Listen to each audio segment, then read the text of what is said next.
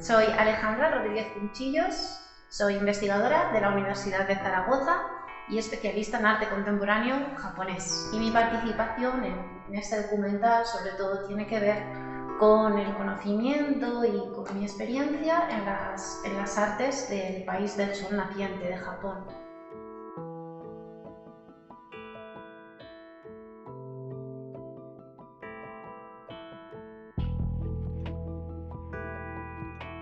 Mi nombre es Mario Malo y soy especialista en Japón. He dedicado gran parte de mi vida a los estudios japoneses. Nací en la Universidad de Salamanca, estudié en la Universidad de aquí de Zaragoza y hace poco tiempo terminé mi doctorado dedicado a cuestiones relacionadas con la sociedad civil japonesa. Soy especialista en antropología social y cultural, profesor en la Universidad Oberta de Cataluña. También imparto clases en otras universidades, en otros másteres dedicados a Asia Oriental, a estudios japoneses.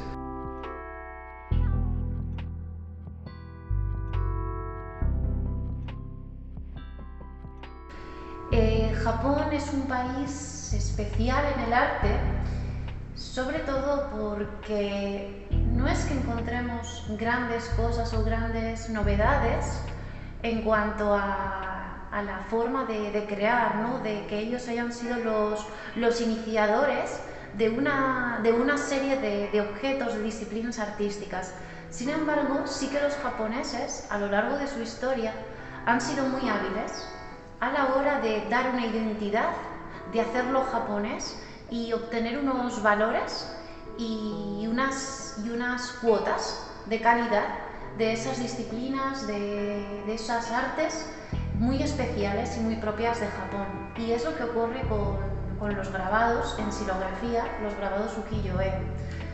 El grabado ukiyo-e en realidad dijéramos que hunde sus raíces o tiene su origen ya en las formas pictóricas del pasado, en esa pintura con unas perspectivas nada que ver con lo que se hacía, por ejemplo, aquí en Europa, una perspectiva en vista de pájaro muchas veces, con siempre predominando una línea de contorno, con los entintados planos, aunque esa planitud no quería decir que no hubiese profundidad o una historia que contar, ¿no? En el interior de todas estas piezas, y también unos rostros que no siempre predominaba un personaje, no siempre se identificaba a alguien. ¿Por qué? Porque así, de esa manera, dijéramos, hacían esas pinturas, aunque únicamente en el pasado perteneciesen a un grupo muy reducido de personas, cualquiera podía identificarse, ¿no? O era más fácil, dijéramos, verse en ese arte japonés. Todo esto fue evolucionando a lo largo de la historia de Japón, con esos rasgos tan sencillos. Podemos recordar, por ejemplo, los haniwa, ya en la antigüedad, ¿no? Japonesa, con unos rasgos muy muy sencillitos, como ellos se podían expresar tanto.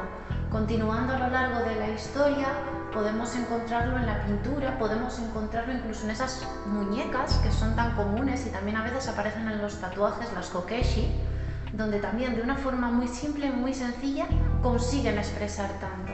¿Y qué es lo que ocurre de repente en el periodo Edo? Japón, tras relacionarse con otras culturas, y en concreto la cultura portuguesa, la cultura española, más tarde también la cultura italiana y el resto de países europeos, llegó a un punto en el que decide cerrar las puertas del país y comenzar ese periodo conocido como periodo Edo, con la capital centrada en Tokio. En este momento ningún japonés podía salir del país, ni ningún extranjero podía entrar dentro. Entonces, esos burgueses o esa sociedad que cada vez tenía mayor acceso a una economía superior no tiene dónde gastarlo. Puede viajar dentro del mismo país o puede gastar dentro de este. Esta es la razón por la que se empiezan a crear esos barrios de placer, esos barrios de ocio, esos barrios de diversión, donde se lleva una vida para gastar, ¿no? Para entretenerse. Son esos barrios, esos mundos flotantes, que sería lo que realmente significa el ukiyo. Y hace referencia a la pintura japonesa. ¿Qué va a ocurrir? Que en los kioscos, en las tiendas, se comienza a vender a modo de pósters, a modo de estampas, ¿no? Toda esta serie de grabados, porque era una forma de comunicar a la sociedad que está de moda.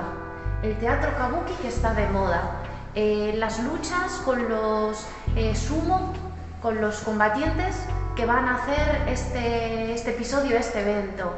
¿Qué kimono se lleva de moda, por ejemplo? Esto va a aparecer en el Sukiyo-e. ¿A dónde puedo viajar? Al monte Fuji, ¿no? Por ejemplo, que también aparecerá. Pero no dejan de ser revistas, no dejan de ser pósters, no deja de ser información para el público de aquella época para que conozca. ¿Qué es lo que ocurrirá posteriormente? El ukiyo-e evoluciona muchísimo. Es una xilografía, es decir, una madera tallada. Cada color es una madera distinta que se entinta y luego con el baren se presiona para realmente conseguir este grabado en el propio papel, esta xilografía. Y esto realmente, aunque hubo artistas, Utamaro, Hokusai, Hiroshige, muy famosos dentro de la estética del ukiyo-e, de estas artes, realmente la fama la van a conseguir cuando desde fuera queden impresionados con estas estampas. Van Gogh, Toulouse-Lautrec, Renoir, de repente se sienten maravillados no por el ukiyo-e, sino por los cuencos, por los chawan de la ceremonia del té, por las lacas japonesas, estas cajitas, estos escritorios. Ellos los piden, los requieren y serán los ukiyo-e, estas estampas, las que a modo de papel de periódico las envuelvan y las envíen a Europa. Claro, imaginaros, ¿no? De repente Van Gogh va a desenvolver un cuenco precioso y se encuentra con esa obra que luego él llevó a cabo en su arte, ese puente con esa lluvia cayendo. Una perspectiva, una estética, una forma de crear arte que jamás había visto. Por eso empezaron a hacer sus pequeñas colecciones no solamente de artes japonesas, sino también de ukiyo-e, de este tipo de grabado. Es así como llega a Europa y es a partir de este momento cuando los japoneses entonces lo van a elevar sobre todo a un museo. Ya comienzan a apreciar no solamente como revistas que compran, sino como algo, oye, su identidad, ¿no? Es propio de ellos. Todo esto a su vez también va a influir, bueno, en la sociedad de la época, no solamente en su forma de vestir, sino en la forma de comportarse, en esas bellezas, esas bijinga que aparecen, por ejemplo, en los grabados, no dejan de ser muchas veces o bien la prostituta con la que vas a pasar la noche en esos barrios de placer. Si no tiene ningún rostro, entonces la vas a encontrar. Si tiene un rostro muy identificado, quizá no es la que tú habías elegido. O lo mismo, por ejemplo, con las geishas, que también aparecerán. Una forma de diferenciarlas es, por ejemplo, en el tocado que llevan, ¿no? Dependiendo de las peinetas que puedan llevar, también en la forma en la que llevan su atuendo, sus diferentes kimonos, la forma de colocarlo, el maquillaje, o bueno, en el ukiyo-e realmente aparecerá de todo, ¿no? Aparecerán incluso la historia antigua de Japón, aparecerán escenas históricas posteriormente en el futuro, sobre todo cuando Japón se abra de nuevo a Occidente, ¿no? Tras esa presión de los Estados Unidos y comience a tener relaciones con el exterior, entonces entrarán temas occidentales, temas de lucha, temas de guerra que podremos ver de la guerra chino-japonesa, de la guerra con Rusia, etc. El grabado ukiyo-e realmente todavía hay artistas, ¿no? Que siguen trabajando con estas técnicas, pero lo curioso es cómo está evolucionando. Al fin y al cabo, el grabado ukiyo-e es un tipo de grabado que tiene que manifestar una escena contemporánea, que es para lo que se hizo, y realmente es así como tiene sentido.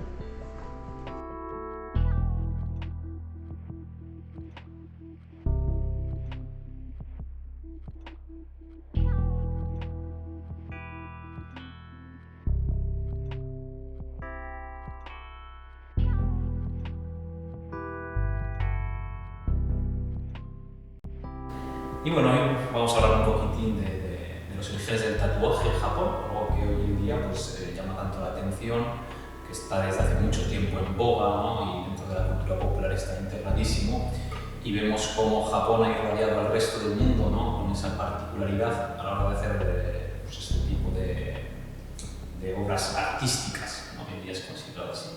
Entonces, bueno, podríamos decir que el tatuaje en Japón, denominado como horimono, nacería alrededor en los albores del periodo Edo.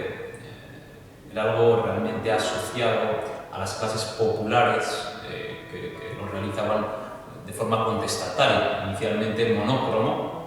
Con el tiempo empezó a evolucionar, se empezó a crear el tatuaje también polícromo a través del Nishikie, por ejemplo.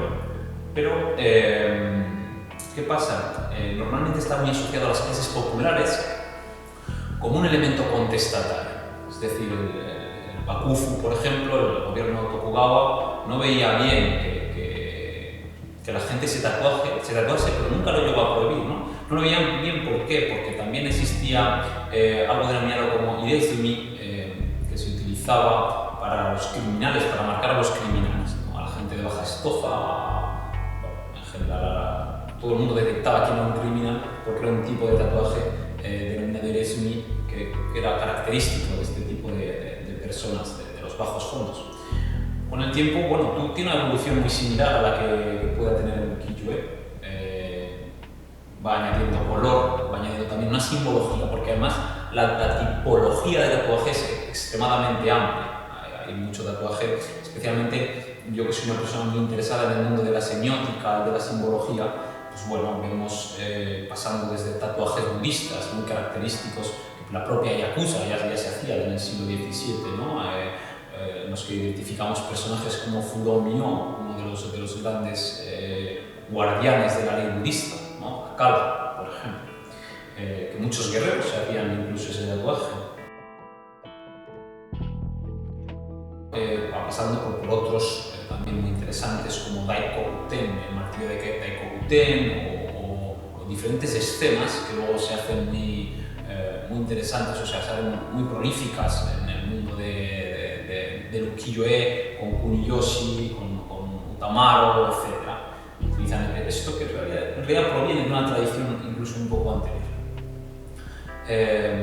Y bueno, esto ha ido evolucionando hasta hoy en día, de hecho los estigmas que tiene el tatuaje en Japón hoy en día incluso son mayores a los que tenían sus inicios en el periodo Edo, ¿no? Y por una cuestión yo creo que asociada un poco a las cosmovisiones o a las visiones del budismo, ¿no? Porque en el budismo al fin y al cabo tu cuerpo no te pertenece a ti, no pertenece al individuo, ¿no? Pertenece de alguna manera también, también a los padres de alguna manera, y el maltratarlo pues tampoco se ve muy bien, ¿no? Y eso ocurre mucho en Japón, a la hora de hacerse pendientes, de perforar el cuerpo, etc., pues está mal visto también desde una perspectiva, no sé si diría budista sí, bueno, podemos denominarlo como que viene ese tipo de visión viene del budismo de alguna manera. Bueno, hoy en día ya la gente solo lo asocia a la Yakuza, a la famosa mafia japonesa, el tatuaje, ¿no? Y de hecho en muchos sitios públicos no se puede acceder al tatuaje, no se puede acceder con tatuajes como por ejemplo los onsen, porque se consideran que es algo que solo llevan los criminales, sobre todo pues, la gente mayor lo considera así. La cuestión es que con la conexión con Occidente, como aquí es algo muy coloquial, muy habitual, ¿no?